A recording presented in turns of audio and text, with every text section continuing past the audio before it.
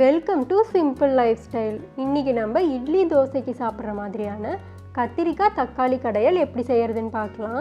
இதுக்கு நம்ம கத்திரிக்காய் எடுத்து இந்த மாதிரி கட் பண்ணி தண்ணிக்குள்ளே போட்டு வச்சிடலாம், இல்லைனா கத்திரிக்காய் பிளாக் கலரில் மாறிடும்.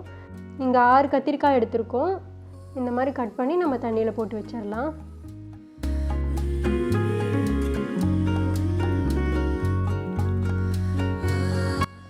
தக்காளி எடுத்துக்கோங்க, சின்ன சின்னதாக கட் பண்ணி வச்சுருங்க.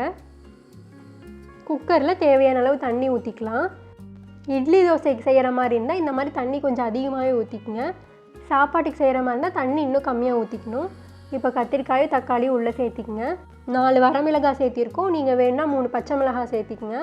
1/2 ஸ்பூன் மஞ்சத்தூள், தேவையான அளவு உப்பு.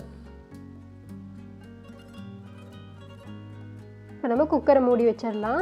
3 விசில் வந்துருச்சுன்னா போதும்.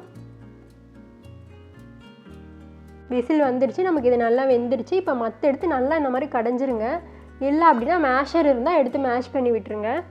நீங்கள் நம்ம நல்லா இந்த மாதிரி கடைஞ்சி விட்டுறலாம்.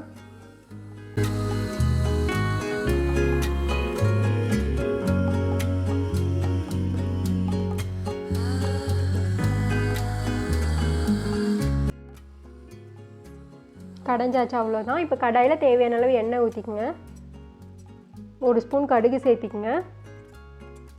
கடுகு பொரிஞ்சதுக்கப்புறமா 1/2 ஸ்பூன் உளுந்து, 1/2 ஸ்பூன் வெந்தயம், 1 கொத்து கறிவேப்பிலை.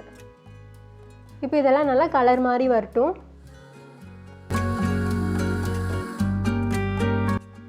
ஒரு பெரிய வெங்காயத்தை கட் பண்ணி சேர்த்திக்குங்க. இப்போ வெங்காயம் நல்லா கலர் மாதிரி வரட்டும். வெங்காயம் நல்லா வணங்கியிருக்கணும்.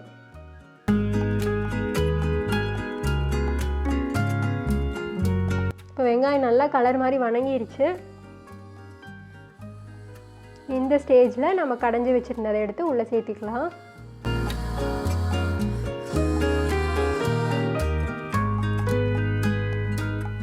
இதில் கொஞ்சம் தண்ணி அதிகமாகவே ஊற்றிருக்கோம், ஏன்னா இட்லி தோசைக்கு சாப்பிட்றதுனால. உங்களுக்கு தண்ணி கம்மியாக வேணும், நீங்கள் கம்மியாகவே முதல்ல ஊற்றி வச்சுருங்க வேக வைக்கிறப்ப.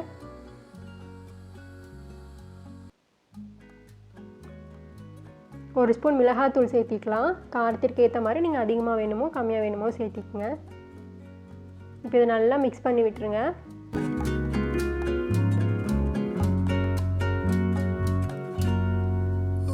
ஒரு 3 to 4 மினிட்ஸ் அடுப்பிலே இருக்கட்டும், நல்லா கொதிக்கணும்.